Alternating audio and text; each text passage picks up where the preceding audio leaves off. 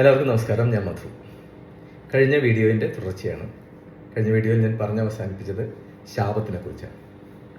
ശാപം എന്നാൽ താപം എന്നർത്ഥം. താപം എന്നാൽ ദുഃഖം എന്നർത്ഥം. താപത്തിൻ്റെ അല്ലെങ്കിൽ ശാപത്തിൻ്റെ കാരണം ദുഃഖമാണ്. ആരുടെ ദുഃഖം?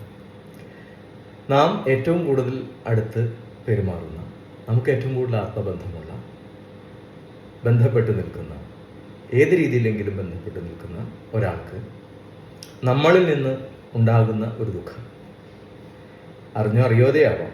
പക്ഷേ ആ വ്യക്തിക്ക് തോന്നുകയാണ് ആ ദുഃഖത്തിൻ്റെ കാരണം നമ്മളാണെന്ന് തോന്നിയാണ് അത് മതി ശാപം ആവാം. ആ വ്യക്തിയുടെ സ്ഥാനത്തിനനുസരിച്ച് ഈ ശാപത്തിൻ്റെ കാഠിന്യം മാറിക്കൊണ്ടിരിക്കും. ലളിതമായി പറഞ്ഞാൽ അത്രയേ ഉള്ളൂ.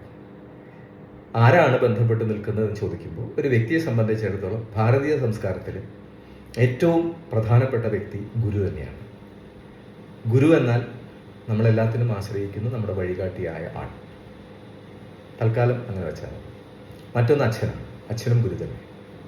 പിന്നെ അമ്മ. പിന്നെ അതോടെ വഴി പിതൃതുല്യരായ, മാതൃതുല്യരായ സഹോദരി സഹോദരന്മാരുണ്ടാവും. പിന്നെ ഭാര്യ, അത് സ്ത്രീയാണ്. അതേമാതിരി നാം ബന്ധപ്പെട്ട് നിൽക്കുന്ന നമ്മുടെ മണ്ഡലത്തിലുള്ള സ്ത്രീകൾ.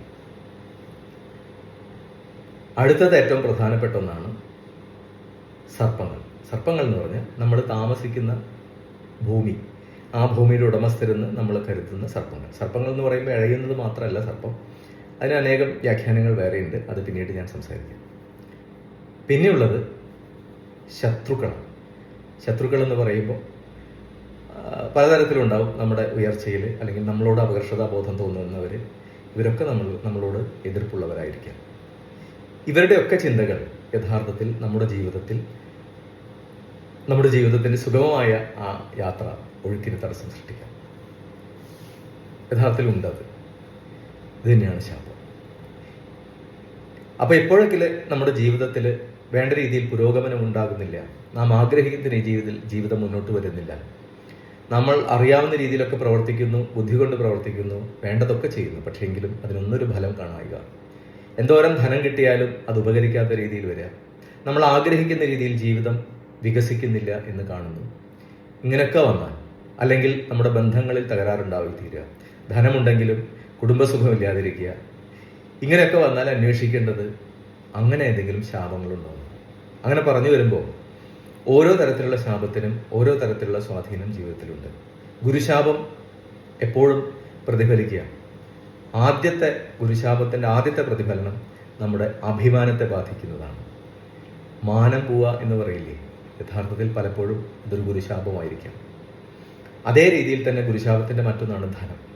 എന്തോരം ധനമുണ്ടായാലും അത് വേണ്ട രീതിയിൽ ഉപയോഗിക്കാൻ കഴിയാതെ വരിക, അപ്രതീക്ഷിതമായ ധനനഷ്ടം ഉണ്ടായിത്തീരുക, അല്ലെങ്കിൽ വേണ്ട രീതിയിൽ ധനമില്ലാതിരിക്കുക, ധനത്തിനോട് ബന്ധപ്പെട്ട അനേകം ആകുലതകൾ ഉണ്ടായിത്തീരുക, ഗുരുശാപത്തെക്കുറിച്ച് അന്വേഷിക്കേണ്ടി വരും. അതേമാതിരി തന്നെ പിതൃശാപം. സന്താനങ്ങൾ, മക്കളില്ലാതിരിക്കുക, കുട്ടികളില്ലാതിരിക്കുക, അല്ലെങ്കിൽ ഉള്ള കുട്ടികളിൽ നിന്നും മനസ്സുഖമില്ലാതിരിക്കുക, കുട്ടികളുടെ ആരോഗ്യം തകരാറായിത്തീരുക, അല്ലെങ്കിൽ കുട്ടികളുടെ ഭാവി വേണ്ട വിധത്തിലായിത്തീരാതിരിക്കുക, അവരിൽ നിന്നും അസംതൃപ്തമായ ഒരു അനുഭവങ്ങൾ ഉണ്ടായിത്തീരുക. അന്വേഷിക്കണം പിതൃശാപം ഉണ്ടോ എന്ന്. നമുക്ക് മാത്രമല്ല, നമ്മുടെ പരമ്പരയിൽ.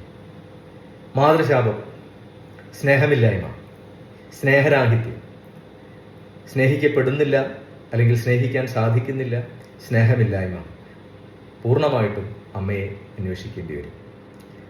സ്ത്രീശാപം, ദാമ്പത്യ സുഖക്കുറവ്, വിവാഹം നടക്കാതിരിക്കുക, വിവാഹ തടസ്സം ഉണ്ടായിത്തീരുക, അല്ലെങ്കിൽ വിവാഹത്തിൽ നിന്നും വേണ്ടത്ര സന്തോഷമില്ലാതിരിക്കുക, പങ്കാളി വേണ്ട വിധത്തിലാവാതിരിക്കുക, അന്വേഷിക്കണം സ്ത്രീശാപം ഉണ്ടോ. സർപ്പശാപം, ഇതെല്ലാം ചേർന്നതാണ്. യഥാർത്ഥത്തിൽ സർപ്പശാപം ഈ രീതിയിലൊക്കെ നമ്മളെ സ്വാധീനിക്കാം. അതുകൊണ്ട് ശാപങ്ങളെ അറിയണം. എളുപ്പമാർഗം ജ്യോതിഷം തന്നെയാണ്. ജ്യോതിഷം യഥാർത്ഥത്തിൽ ഒരു വിശകലന ശാസ്ത്രമാണ്, ഡയഗ്നോസ്റ്റിക് ടൂൾ എന്ന് ഞാൻ പറയും. അതുകൊണ്ട് ശാപത്തെ അറിയാം, എവിടെയാണെന്നറിയാം, പ്രായശ്ചിത്തം ചെയ്യുക. തീർച്ചയായിട്ടും ജീവിതത്തിൽ പുരോഗതി ഉണ്ടാകും.